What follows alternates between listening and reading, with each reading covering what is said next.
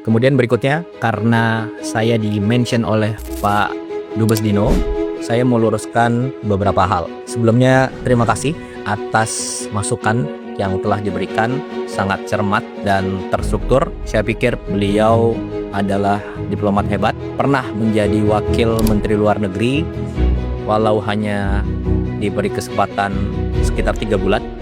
Jadi yang pertama, masalah biaya bila keluar negeri. Ini sudah dijelaskan beberapa kali. Jadi segala kelebihan biaya yang telah dianggarkan oleh negara itu sepenuhnya ditanggung oleh pribadi Presiden Prabowo. Kemudian yang kedua, jumlah rombongan. Ini sangat penting. Jumlah rombongan Presiden Prabowo itu sudah berkurang besar-besaran, lebih dari separuh dari periode sebelumnya. Jadi kalau dulu itu sekali keluar negeri bisa lebih dari 120 orang. Zaman Pak Dino seperti itu. Nah, zaman Presiden Prabowo jumlahnya antara 50 sampai 60 orang maksimal.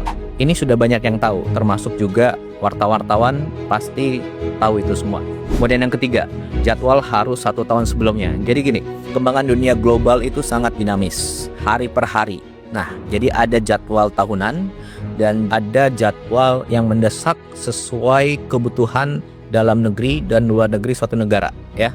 Kemudian yang keempat, masalah protokoler dan frekuensi keluar negeri dalam 1,5 tahun terakhir. Jadi Presiden Prabowo itu adalah presiden baru yang mulai menjabat saat dunia sedang krisis. Sebelumnya ada konflik di Ukraina, ada di Venezuela, kemudian sekarang ada di Iran dan Timur Tengah, itu terlibat Saudi, Qatar, Bahrain, UAE dan lain sebagainya, ya. Jadi setiap pemimpin tentunya harus bangun hubungan yang dekat antar pemimpin dunia. Dan kita tidak bisa hanya mengandalkan saat krisis baru kita minta bantuan. Tidak, kita harus panen hubungan yang baik. Lalu bila suatu saat ada kondisi mendesak, kita bisa minta bantuan. Dan begitu pula sebaliknya, oke? Untuk itu perlu kedekatan pribadi, kedekatan emosional antar pemimpin, baik secara langsung, diliput media, ataupun tertutup. Nah, itulah diplomasi. Jadi salah besar kalau dibilang hanya gagah-gagahan, seremonial. Jadi kita harus lihat apa yang sudah dicapai dalam 1,5 tahun terakhir ini. Yang pertama, Indonesia masuk BRICS. Manfaatnya apa? Ya sekarang ini, di tengah konflik krisis dunia, situasi negara terjamin.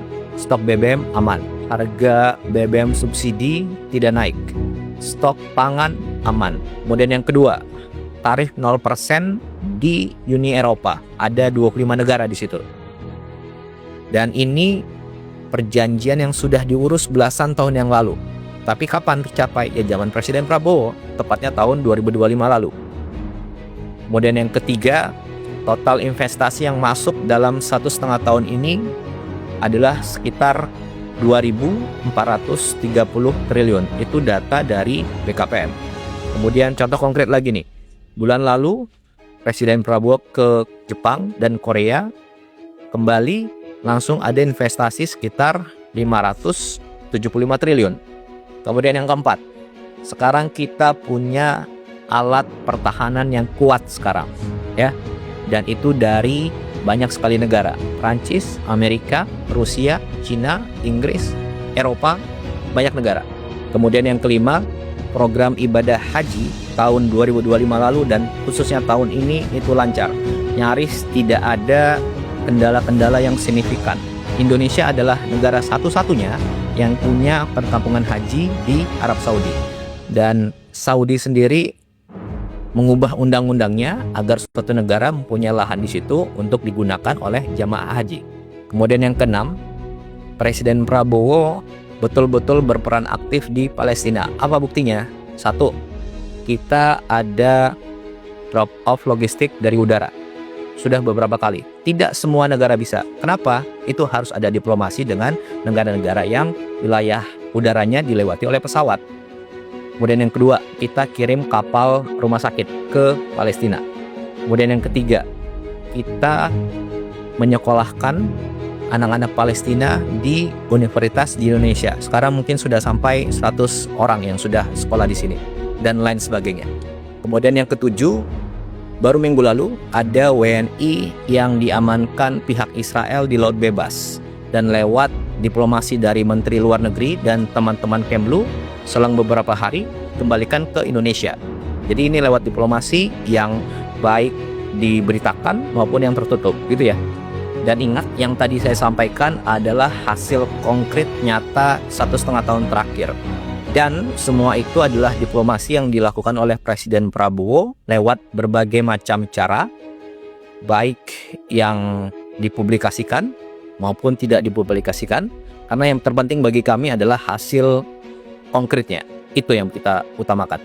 Kemudian terakhir, masalah pertemuan dengan kepala negara lain di event-event tertentu. Jadi gini, pertemuan dengan kepala negara lain di suatu event itu yang menentukan adalah Bapak Presiden dan juga saran dari Menteri Luar Negeri. Dan beliau-beliaulah yang mengetahui mana yang prioritas, mana pertemuan yang harus diutamakan, mana pertemuan yang bisa langsung ataupun cukup menggunakan telepon, mana pertemuan yang perlu diberitakan, mana yang tidak diberitakan. Dan saya rasa semua diplomat hebat tahu itu. Jadi kurang elok rasanya kalau itu masih dipermasalahkan ya. Jadi ruang untuk setiap masukan tentu kita terima, tapi jangan sampai kita mengaburkan fakta tentang semua hasil yang telah kita capai.